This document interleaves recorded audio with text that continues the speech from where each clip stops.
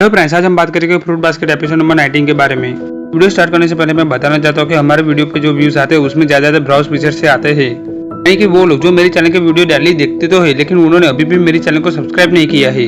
अगर आप उनमें से एक हो तो यार प्लीज यार, आप मेरी वीडियो देखते हो, आपको मेरी वीडियो अच्छी लगती है तो यार प्लीज सब्सक्राइब तो कर ही सकते हो आप।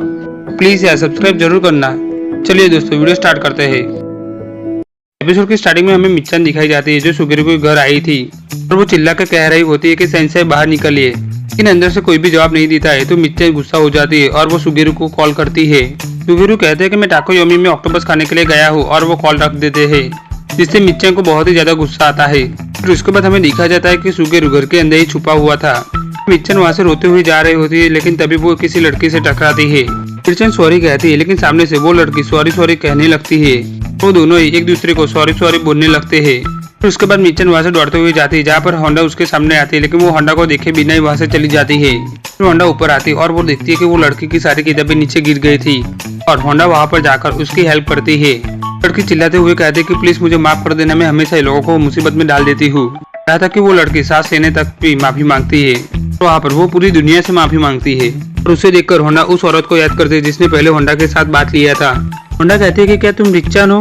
लड़की डरते डरते कहती है कि वो अनजान लोग भी मुझे जानते हैं। होंडा कहती है कि ऐसा नहीं है। फिर वहाँ पर सुगेरू आते हैं। वो लड़की कहती है कि मुझे माफ कर दीजिए, मुझे यहाँ पर नहीं होना चाहिए था। वो चिल्ला के आई एम सॉरी बोलने लगती है। फिर उसके बाद रिच्चन सुगेरू के घर में आती है और वो और सुगेरू बातें करते हैं। रिच्चन कहते हैं कि मुझे माफ कर दीजिए, मैंने होंडा को परेशान किया। वहाँ पर होंडा आती है और वो कहती है कि ऐसी कोई भी बात नहीं है, मुझे आपसे मिलकर बहुत ही ज्यादा खुशी हुई। फिर होंडा सोचती है कि शायद वो मॉन्की जोड़े थे। फिर सुगेरू कहते हैं कि रिच्चन तुम यहाँ पर अचानक क्यों आई? रिच्चन डरते हुए कहते हैं कि क्या आपको कोई परेशानी हुई? तो सुगेरू हाँ कहता है। रिच्चन चिल्लाते हुए वहाँ से जाती है और वो कहते हैं कि सॉरी मुझे यहाँ पर नहीं आना चाहिए था। सुगेरू उसे रोकता है और कहता है कि बोली लड़की, मैं तो तुमसे मजाक कर रहा था। फिर सुगेरू कहते हैं कि तो तुम यहाँ पर क्यों आई?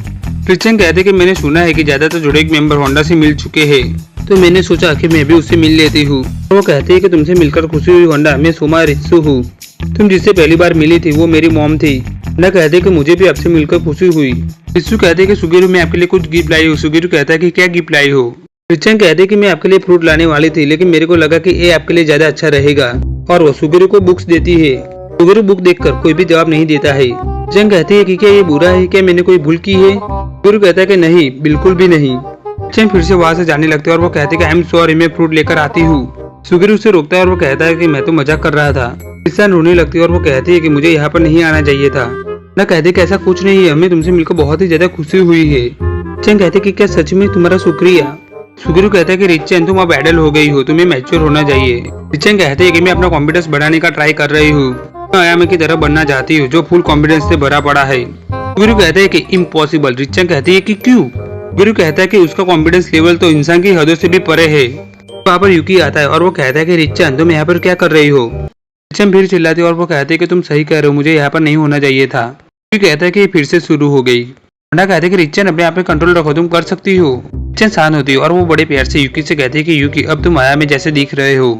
आयामी का नाम सुनकर वहाँ से गुस्सा होकर जाता है। रिच्चन फिर से चिल्लाने लगते हैं और वो कहते हैं कि मैंने फिर से गलती कर दी, आई एम सॉरी। वहाँ पर कियो आता है और वो कहता है कि रिच्चन तुम यहाँ पर क्या कर रही हो?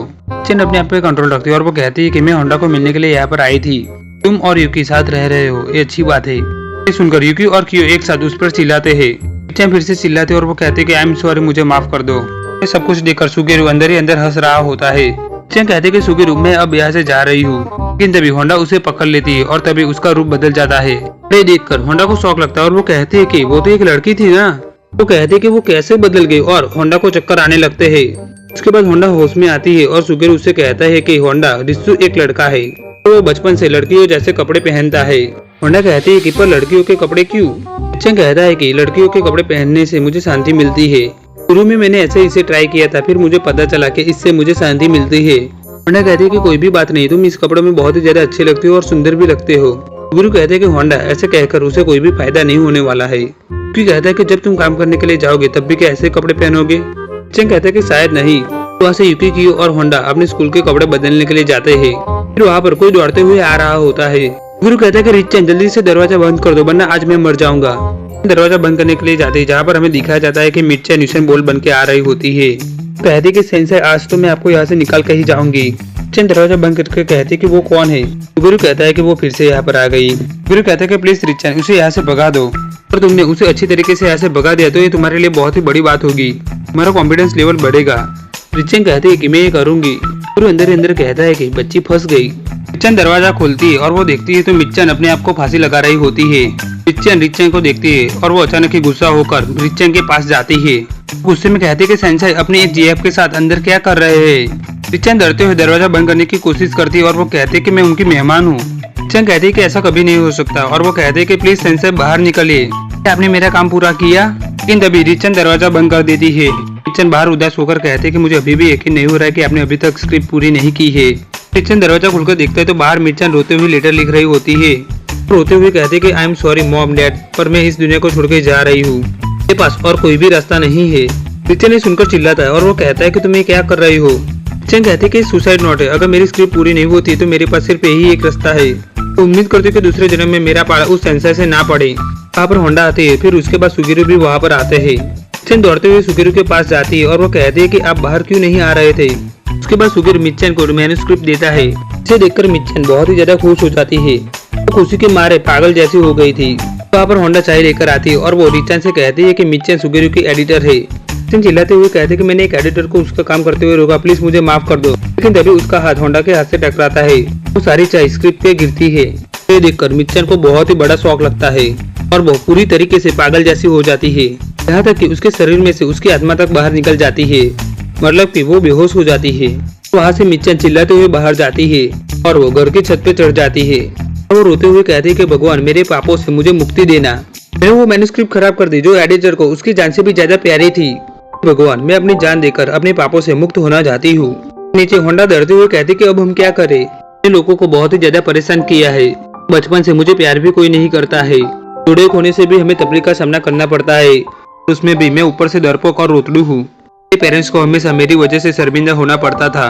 I am sorry mom dad, मेरे जीने का कोई भी मतलब नहीं है। वहाँ पर अचानक ही होंडा ऊपर आती और वो कहती है कि तुम्हें हिम्मत हारने की जरूरत नहीं है, तुम्हें नर्वस होने की जरूरत नहीं है। इंसान जिंदा होते हैं इसलिए वो चिल्लाते हैं, इसलिए वो खुश होते हैं।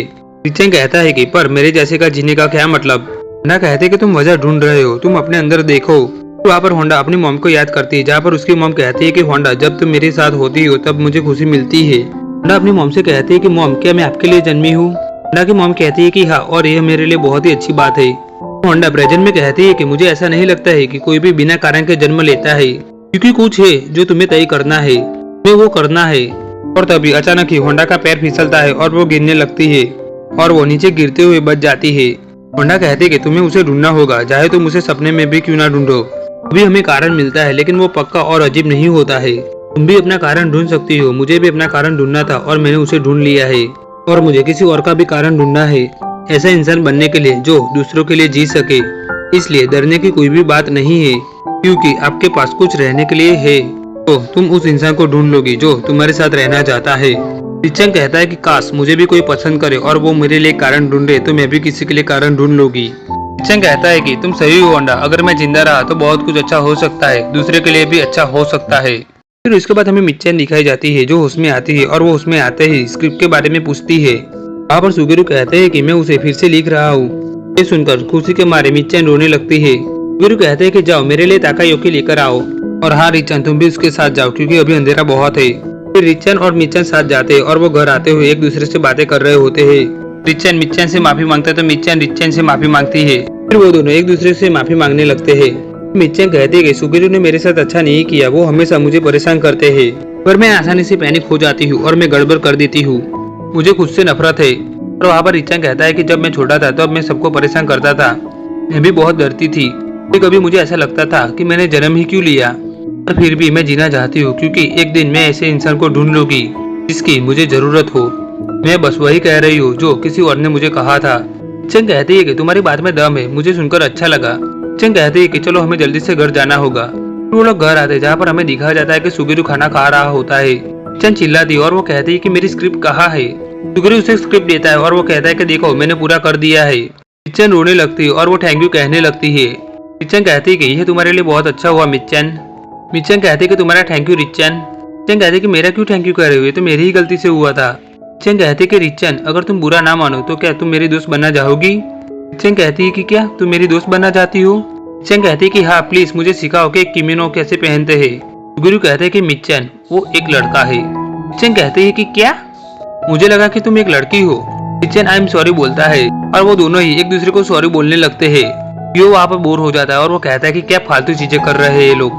फिर उसके बाद वो दोनों बातें करने लगते हैं और उन्हें दोस्त की तरह बातें करते हुए होंडा उनको देखकर खुश होती है। मिचेंग कहता है कि काश मैं किसी को कह पाऊँ कि मैं तुम्हारे लिए जन्मा था। मिचेंग कहती है कि मैं भी एक दिन किसी न किसी से कहूंगी, चाहे वो जो भी हो। और यहाँ पर ये एपिसोड होता है फिनिश। दोस्तों हमारा वीडियो आपको अच्छा लगा तो वीडियो को लाइक जरूर करना है। वीडियो आपको कैसा लगा नीचे कमेंट जरूर करना और ये वीडियो अपने सारे एनिमे फैन के साथ शेयर जरूर करना। और हमारे चैनल पे आप नए आए तो यह चैनल को प्लीज सब्सक्राइब जरूर कर देना। तो दोस्तों मिलते हैं नेक्स्ट वीडियो में।